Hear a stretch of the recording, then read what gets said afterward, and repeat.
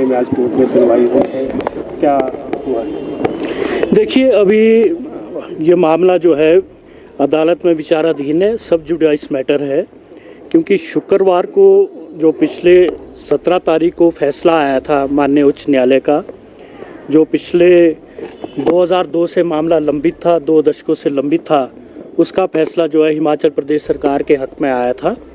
लेकिन दूसरे ही दिन उसमें ओबरॉय ग्रुप में एक एप्लीकेशन फाइल करी, कोर्ट में फाइल करी, और उसमें स्टे कर दिया गया था कि अभी कब्ज़ा भी नहीं लिया जाएगा। तो उसके बाद जो आज की तिथि तय की गई थी, आज इसमें सुनवाई हुई और HPTDC की तरफ से जो टूरिज़्म कॉरपोरेशन है हिमाचल प्रदेश का, उसमें वरिष्ठ अधिवक्ता ध्रुव मेहता सुप्रीम कोर्ट में जो वकालत करते हैं, वो वीडियो कॉन्फ्रेंस के ज़रिए इसमें आज उन्होंने इसमें बहस करी।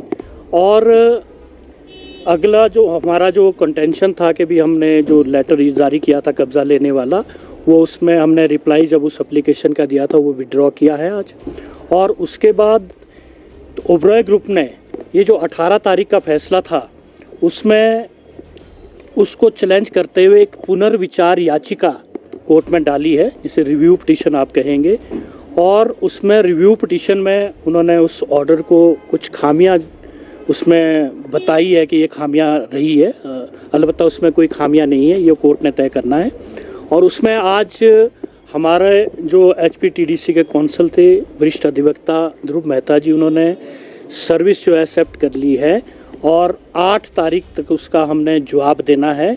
और जवाब जो है रिजॉइंडर, वो 15 तारीख को दूसरी पार्टी ओबरॉय ग्रुप है उसमें दायर करेगी और 15 तारीख को दिसंबर 15 2019 को इसकी अगली तिथि जो है निर्धारित की गई है।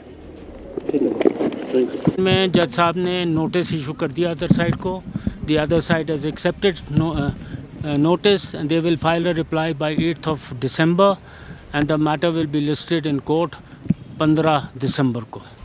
ये है, हमने रिव्यू में ये कहा है कि ये जो पैरा 35 में ऑब्जर्वेशन थी ये रिकॉर्ड के मुताबिक नहीं है, क्योंकि हम दोनों पार्टीज़ ने जज साहब को ठीक रिकॉर्ड जो था रिकॉर्ड उनका ध्यान उस पर नहीं लाया गया।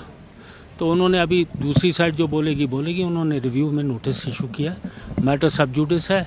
और बाकी जो दूसरा केस है उसमें सरकार ने अपने जवाब में कहा कि हमने आपका ऑर्डर गलत समझा था, हम जो कोर्ट ऑर्डर करेगी, whatever orders are pass by the court we will abide by that, हम अपने आप कभी कुछ नहीं करेंगे।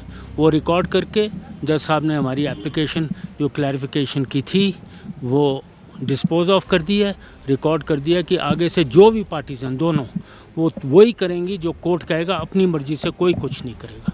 वो हम चाहते थे वो हो गया, आगे जज साहब फैसला करेंगे 15 after the 15th of December after hearing arguments the matter will proceed further. बाकी कुछ कहना otherwise also it is not correct, matter सब जुडिस। I can only tell you what proceedings took place. Proceedings took place that our application for clarification has been disposed of because the other side did not contest it. They said they had misunderstood the order. They will not act without orders of the court. Number one, that matter finishes. Second, my review petition notice has been issued. The other side will file a reply. Then Judge Sahab will decide. The single judge will decide. The Honorable Judge of the High Court will decide whether the review is warranted or not, but that we'll find out only on the 18th. Primarily क्योंकि हमने कुछ दिखाया है तो court has issued notice because review petition आपकी execution order पर थी। हमारी रिव्यू पिटीशन वो थी जो जज साहब ने 17/11 को ऑर्डर दिया है पैरा 35 और पैरा 38(1) के बारे में कि this part of the order is according to us the जज still has to accept it. वो हमारी बात माने ना माने वो जज साहब की जुडिशल डिस्क्रिशन में है। हमारे मुताबिक it is not in accordance with the award में जो है वो पहले हमें ऑप्शन दिया, हम एक्सरसाइज कर चुके हैं कि हम लीज पे लेना चाहते हैं property. That is the limited till 8th of December they have to file the reply in the review. Thank you.